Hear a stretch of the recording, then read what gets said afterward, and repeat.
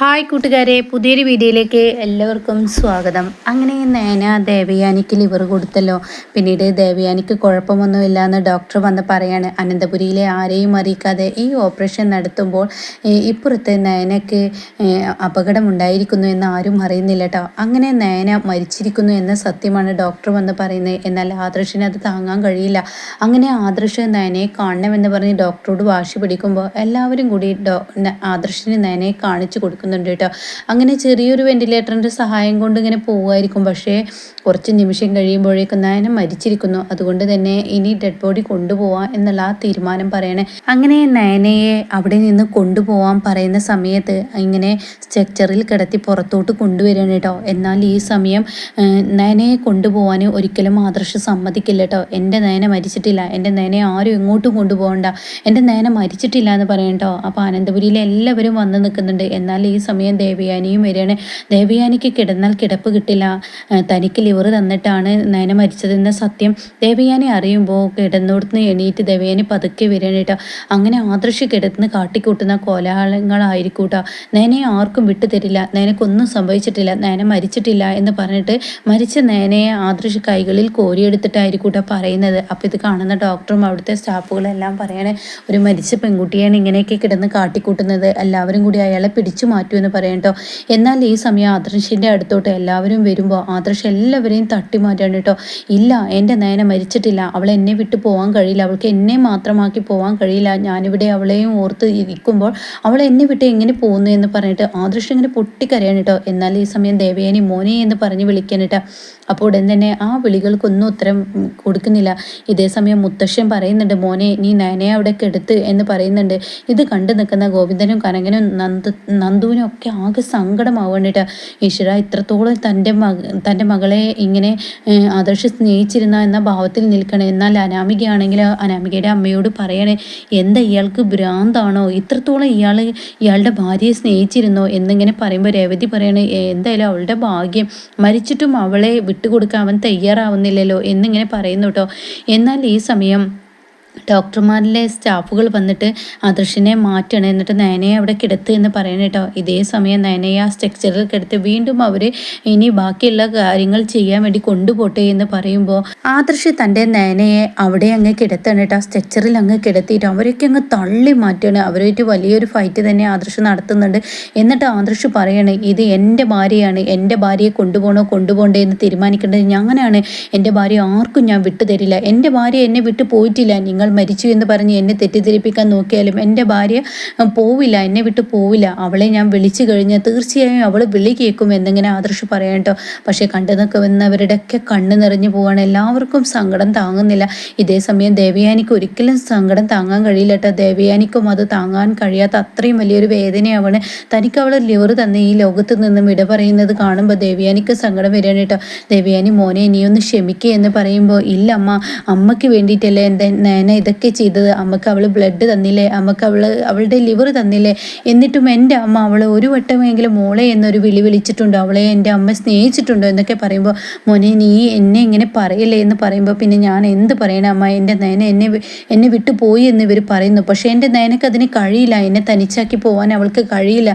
നയന, എനിക്ക് തണുപ്പടിച്ചാൽ എനിക്ക് സുഖമില്ലാതാവുന്ന നിനക്ക് അറിയില്ലേ, കൂടുതലായി ശ്വാസം എടുത്തു കഴിഞ്ഞാൽ എനിക്ക് ശ്വാസത്തിന് ഇടച്ചു വരുമെന്ന് അറിയില്ലേ, നീ എന്നെ ഇങ്ങനെ വേദനിപ്പിക്കുകയാണോ, നീ എന്താ ഉറങ്ങുന്നത്, നീ ഉണരേ എന്നിങ്ങനെ പറയുന്നു കേട്ടോ.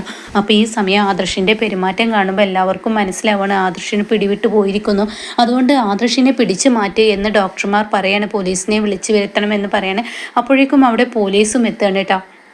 എന്നിട്ട് ആദർശിനെ അവിടെ നിന്നും മാറ്റാനുള്ള ആ ഒരു ഏർപ്പാടുകൾ ചെയ്യാണ്. അതായത് നയനയുടെ ഡെഡ് ബോഡി വെച്ചിട്ടാണല്ലോ ഒരു ഓപ്പറേഷൻ കഴിഞ്ഞ ഒരു പെൺകുട്ടിയെ പിടിച്ച് വലിച്ച് അങ്ങോട്ടും ഇങ്ങോട്ടൊക്കെ ആദർശ് ഇങ്ങനെ കൈകളിൽ കോരിയെടുക്കുന്നതൊക്കെ കാണുമ്പോൾ അവിടെ പോലീസുകാർ വരികയാണ് കേട്ടോ. പോലീസുകാർ വന്നിട്ട് ആദർശിനെ മാറ്റി നിൽക്കുമെന്ന് പറയണേ. എന്നാൽ എല്ലാവർക്കും സങ്കടമാവാണ്. ആർക്കും ആദർശ് നയനയെ വിട്ടുകൊടുക്കില്ല. ഒരു തരത്തിൽ പോലീസുകാർ എല്ലാവരും കൂടി ആദർശിനെ നയനയും കൂടി തിരിച്ചെടുക്കണം കേട്ടോ. അതായത് ആദർശിൻ്റെ അടുത്ത് നിന്ന് നയനെ അങ്ങ് വാരിയെടുക്കുകയാണ്. ഇതേ സമയം നയനയെ പോലീസുകാർ സ്ട്രെച്ചറിൽ കിടത്തി കുറച്ചങ്ങ് കൊണ്ടുപോകുമ്പോഴേക്കും ആദർശിനെ ഈ ഒരുപാട് പോലീസുകാർ കൂടിയിട്ട് ഇങ്ങനെ കൈ പിടിച്ച് വെച്ചിട്ടുണ്ടാവില്ല, അവരെയൊക്കെ ഒരൊറ്റ തട്ടങ്ങ് തട്ടിയിട്ട് ആദർശ് എന്ത് ചെയ്യുന്നു, നയനയെ ആ സ്ട്രെച്ചറിൽ നിന്ന് അങ്ങ് എടുത്തിട്ട് പിന്നീട് താഴെ അങ്ങ് കിടത്തണം കേട്ടോ.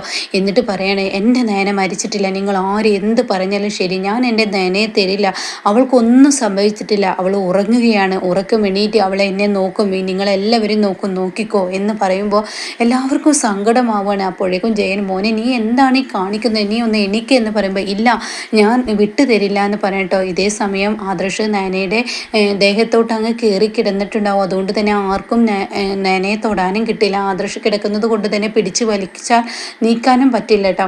അങ്ങനെ ആദർശ് പറയണേ, എൻ്റെ നയനയെ ഞാൻ ആർക്കും വിട്ടു തരില്ല, നിങ്ങൾ എന്ത് പറഞ്ഞാലും അവൾക്ക് എന്നെ വിട്ടു പോവാൻ കഴിയില്ല എന്ന് പറയട്ടോ. എന്നിട്ട് ആദർശ്, നയന നീ മതി ഉറങ്ങിയത്, നീ എണീക്ക്, ഈ ആദർശിനെ നീ ഒറ്റക്കാക്കി പോവാണ്, നിൻ്റെ ആദർശത്തെ ഇവിടെ തനിയല്ലേ, നീ എണീക്കടി, നിൻ്റെ കണ്ണ് തുറക്കടി, എൻ്റെ അമ്മ ഇതാ എണീറ്റ് വന്നിരിക്കുന്നത്, നിൻ്റെ ആഗ്രഹം പോലെ തന്നെ എൻ്റെ അമ്മയ്ക്ക് നീ ലിവർ കൊടുത്തു, എൻ്റെ അമ്മയ്ക്ക് യാതൊരു കുഴപ്പമില്ല, അമ്മ ഇതാ നല്ല അടിപൊളിയായി ഇവിടെ നിൽക്കുന്നു, നിന്നോടുള്ള ദേഷ്യമൊക്കെ അമ്മക്ക് മാറിയിരിക്കുന്നു നയന, നീ എണീക്ക്, അമ്മ നിന്നെ ഒരു നോക്ക് കാണാനായി ഇതവിടെ വന്നിരിക്കുന്നു എന്നൊക്കെ ആദർശ് പറയുമ്പോൾ നയനക്ക് ചെറിയൊരു മിടിപ്പ് വരുന്നത് പോലെ ഇങ്ങനെ തോന്നാനിട്ട്. അത് ഡോക്ടറുടെ കണ്ണിലായിരിക്കും കാണുക. ഡോക്ടർ ഇങ്ങനെ ശ്രദ്ധിച്ച് നോക്കുമ്പോൾ നയനയുടെ കാലിൻ്റെ തള്ളവിരൽ ചെറുതായി ഇളകുന്നതായി അങ്ങ് കാണും കേട്ടോ. ഇതേ സമയം ആദർശ് അത് ശ്രദ്ധിക്കുന്നില്ല കേട്ടോ. അങ്ങനെ ഡോക്ടർ ഇങ്ങനെ ഇത് നിന്ന് ശ്രദ്ധിക്കുന്നുണ്ട്. അപ്പോഴേക്കും ബാക്കിയുള്ള പോലീസുകാരും നേഴ്സും അതുപോലെ തന്നെ അവിടുത്തെ സ്റ്റാഫുകളെല്ലാം കൂടിയിട്ട് ആദർശിനെ വീണ്ടും നയനയുടെ ദേഹത്ത് നിന്നും പിടിച്ച് മാറ്റാനുള്ള ശ്രമം നടത്തുമ്പോൾ ഡോക്ടർ പറയണ, ഇല്ല വേണ്ട, വിട്ടുകൊടുത്തേക്ക്, ആദർശിനെ നയനയെ വിട്ടുകൊടുക്കുക എന്ന് കേട്ടോ. എന്നാൽ ഇത് എന്താണ് ഈ പറയുന്നതെന്ന് ആദർശ് ശ്രദ്ധിക്കുന്നില്ല, ബാക്കിയുള്ളവർ എല്ലാവരും ശ്രദ്ധിക്കുകയാണ്. അപ്പോൾ അവിടെ തന്നെ മൂർത്തി വന്നിട്ട് ചോദിക്കുകയാണ്, എന്താ ഡോക്ടർ എൻ്റെ കൊച്ചുമോൻ കാട്ടുന്നത്, എന്താണ് ഇതൊക്കെ എന്ന് പറയുമ്പോൾ, അല്ല നയന മരിച്ചിട്ടില്ല, നയനയുടെ കാലത ഇളകുന്നു, അവൾക്ക് ചെറിയൊരു സ്പർശനം, അവൻ്റെ സ്പർശനം കിട്ടുമ്പോൾ അവൾ ജീവിതത്തിലോട്ട് വരുന്നുണ്ടോ എന്നൊരു സംശയം എന്ന് പറയുമ്പോൾ അവിടെ അനന്തപുരിയിലെ മൂർത്തി സാറിനും അതുപോലെ തന്നെ ബാക്കിയുള്ളവർക്കും എല്ലാവർക്കും സന്തോഷമാവാണ് കേട്ടോ. ഇതേ സമയം ആദർശിനെ എല്ലാവരും വിടുകയാണ്. പിന്നീട് ആദർശ നയനയെ കരഞ്ഞും കൊണ്ട് വിളിക്കണം, നയന നീ കണ്ണ് തുറക്ക്, നീ ഇല്ലാതെ എനിക്ക് കഴിയില്ല, നീ ഇല്ലാത്ത ഈ ലോകം എനിക്ക് കഴിയില്ല, നീ കണ്ണ് തുറക്ക് നയന, നീ എൻ്റെ അമ്മയ്ക്ക് ലിവർ കൊടുത്തിട്ട് നീ അങ്ങ് പോവുകയാണോ, എന്നെ തനിച്ചേക്ക്, അമ്മയും നീയും എനിക്ക് ഒരുപോലെയാണെന്ന് നിനക്കറിയില്ലേ, എൻ്റെ ജീവിതത്തിൽ നിങ്ങൾ രണ്ടുപേരും ഒരേ പങ്കല്ലേ എനിക്കുള്ളത്, അത് നീ മനസ്സിലാക്കി, നീ എന്നെ വിട്ടു പോവാണോ, എൻ്റെ രണ്ട് കണ്ണുകൾ പോലെയല്ലേ എന്നൊക്കെ ഇങ്ങനെ പറയുമ്പോൾ നയനയുടെ കൈയിൻ്റെ വിരലും ഇങ്ങനെ ഇളകൽ തുടങ്ങുകയാണ് കേട്ടോ. എന്നാൽ ഈ സമയം ഡോക്ടർ ആദർശിനോട് വന്ന് പറയണം, ആദർശ് നയനയ്ക്ക് യാതൊരു കുഴപ്പമില്ല, അവളെ ഒന്ന് ചെക്ക് ചെയ്യട്ടെ, അവളുടെ കൈകാലുകൾ ഇളകുന്നു എന്ന് പറയട്ടോ. ഇത് കേൾക്കുന്ന ആദർശ് നോർമലായ സ്റ്റേജിലോട്ട് വരികയാണ്. അങ്ങനെ ആദർശ് ഇങ്ങനെ പെട്ടെന്ന് ഇങ്ങനെ നോക്കണം, നയന നീ എണീക്ക് എന്ന് പറയുമ്പോൾ നയനയുടെ കണ്ണുനീർത്തുള്ളികൾ ഇങ്ങനെ കണ്ണിൽ നിന്ന് ഇങ്ങനെ വീഴുന്നതും കണ്ണിങ്ങനെ പതുക്കെ തുറക്കാൻ ശ്രമിക്കുന്നതുമായിട്ട് എല്ലാവരും കാണണം കേട്ടോ. അത് കാണുന്നതിനോട് കൂടി എല്ലാവർക്കും ഭയങ്കര സന്തോഷമാവാണ്. എന്നാൽ ഈ സമയം ആദർശ് പെട്ടെന്ന് ഡോക്ടർക്ക് വിട്ടുകൊടുക്കാൻ അങ്ങനെ ഡോക്ടർ കൊണ്ടുപോവാണ് കേട്ടോ നയനയെ.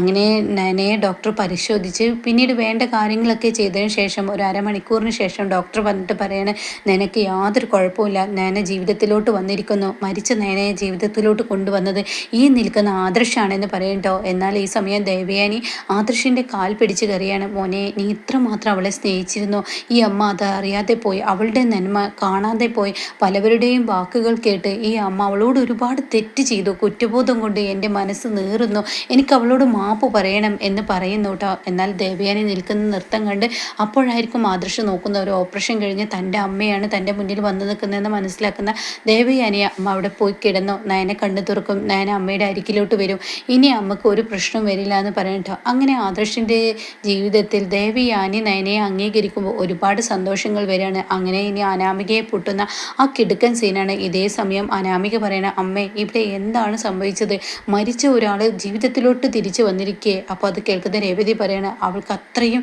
ഈശ്വരവിശ്വാസിയാണ്, അവളുടെ കൂടെ ദൈവമുണ്ട് എന്നുള്ളത് നിനക്ക് മുന്നിൽ കാണിച്ചു തന്നിരിക്കുന്നു, ഇനി നമ്മുടെ ജീവിതമൊക്കെ എന്താവുമെന്ന് പറയാൻ കഴിയില്ല എന്ന് പറയുമ്പോൾ അവിടെ അനാമികയ്ക്ക് ഇങ്ങനെ പേടി വരികയാണ് കേട്ടോ. എന്നാൽ ഈ സമയം ജലജ അനാമികയുടെ ചെവിയിൽ വന്ന് പറയാം, ഇനി നിൻ്റെ കാര്യം പറയാൻ കഴിയില്ല. ഏട്ടത്തി നയനെ അംഗീകരിച്ചിരിക്കുന്നു. ഇനി നിൻ്റെ അവസ്ഥ എന്താവുമെന്ന് നീ സൂക്ഷിച്ചോ. ആ പാലിൽ വിഷം ചേർത്തത് ആരാണെന്ന് എനിക്കറിയാം എന്നിങ്ങനെ ജലജ അനാമികയോട് പറയുമ്പോൾ അനാമികയ്ക്ക് ജലജ അറിഞ്ഞിട്ടുണ്ടെന്ന സത്യവും മനസ്സിലാക്കണം കേട്ടോ.